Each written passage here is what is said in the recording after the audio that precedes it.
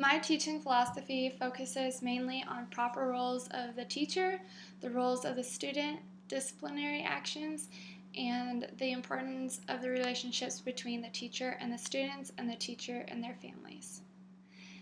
As a teacher, it is very easy to fall into judging students by their perceived notions and targeting some students over others.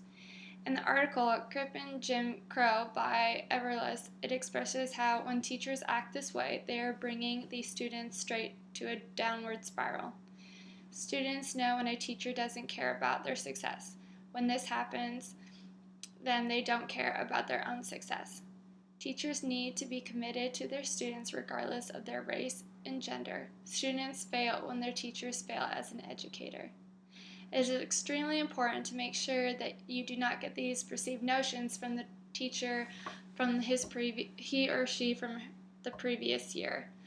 In my own experience, every year a student gets to start over with a clean slate. What happened the years before was from the year before, and that shouldn't change the way that the student will receive their education. My philosophy on pedagogical models focuses on becoming a warm demander. I think this is important because these teachers' ambitions is to have their students learn, reach their goals, and to push them to their furthest potential. In Finito War's article, the term warm demander is referred to as a teacher that is successful with students of color because students believe that their teachers did not lower their standards and are willing to help them. I believe it's extremely important to show that teachers want them to succeed, and that teachers have expectations that they know that students can reach. Or also stated, the right way to have high expectations is having a positive attitude towards them. I believe having a positive attitude creates a positive atmosphere which can lead to having a well-manageable classroom. A warm demander balances between a caregiver and a stern authoritative figure. I believe it's important that students respect you but also feel comfortable to reach out to you for guidance. In Rogoff's article, it talks about community of learners. It expresses how it is a group of learners who are learning from one another. I think that as a teacher, there are multiple ways to have a community of learners within the classroom. This means that it is not based on a teacher-lectured class, but getting the students to think, pair share, working in groups, and being able to express their own opinions. Students like to get up and move around, and when they are having more fun and engaged, that's when they're able to express their knowledge and they can learn from one another. Every student brings something new to the classroom. I believe that listening is very critical in a student's academic achievement. Listening to students allows teachers to understand what level of attention is needed for individual students. For example, in Chapter 3 of Comprehension Classroom Management, it expresses 4 types of students.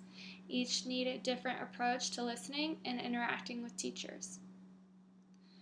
The first type is adjustment, which expresses how these students need more day-to-day personal interaction. This can be right when they walk in the door. Good morning, how are you? How was your day? Just showing that you are caring, that you're interested in exactly what is going on in their life. For difficulty type, these students need more group work and student-led discussion because they do not like the feeling of being lectured the whole day.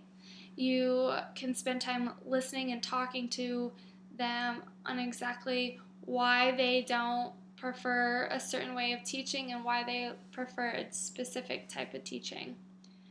Incongruence types are students who are disconnected altogether and lack personal match to the community or school, so it's important for teachers to try to find their interest and work that into their program. This is important because these students not always want to be disconnected to the school, they just don't know how to be connected to the school.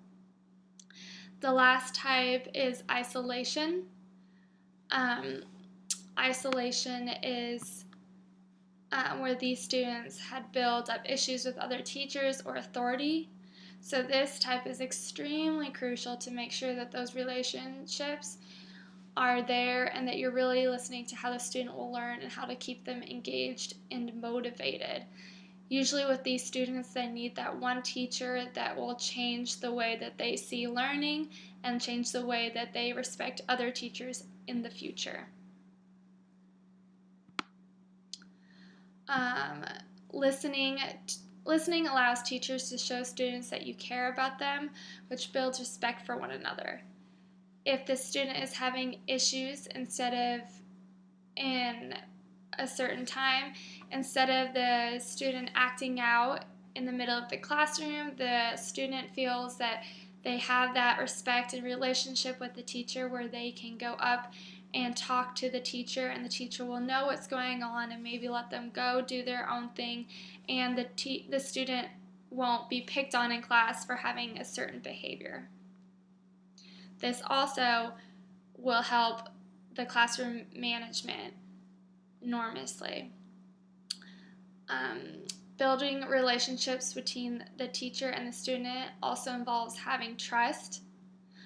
Trust is very important as well with the parents. I think that it is extremely important that you are engaging all the parents in almost everything that you're doing, especially at the beginning of the year. I think it is very important that you send out a welcome letter or so connect to them and somehow giving them an update of what the classroom schedule will look like, saying how you are always open to talk and express how you would like them to communicate with you.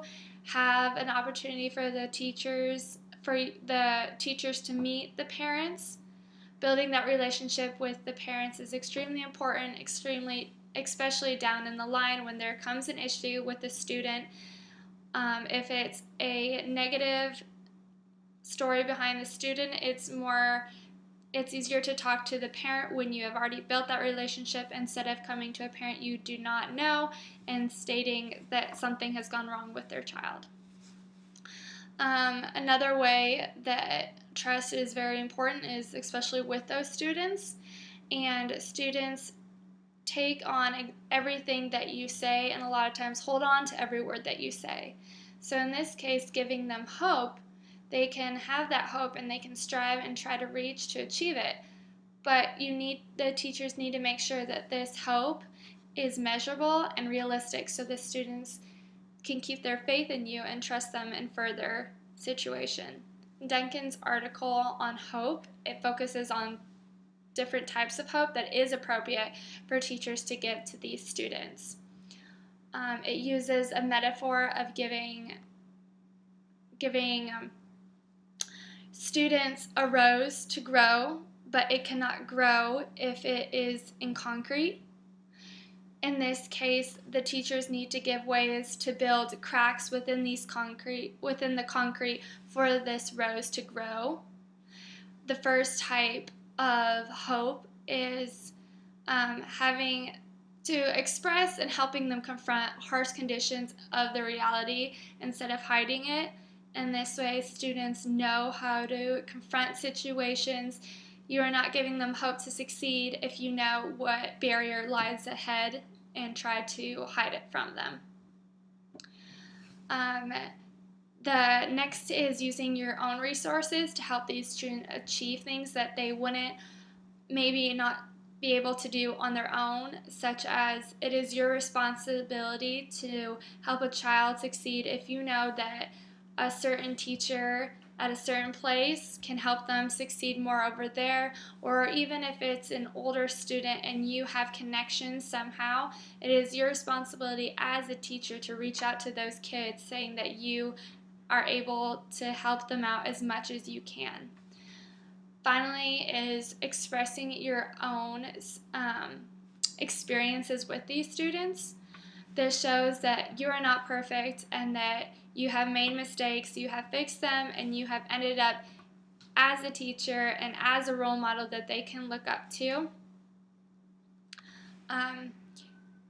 It is important because you as a teacher might be the only person that they can look up to. you just never know what their background is at home. My main point to my philosophy is showing students that you not only care about them as a student, but you care about them as a person, and you will be there every step of the way to make sure that they get the proper education they need and strive to their fullest.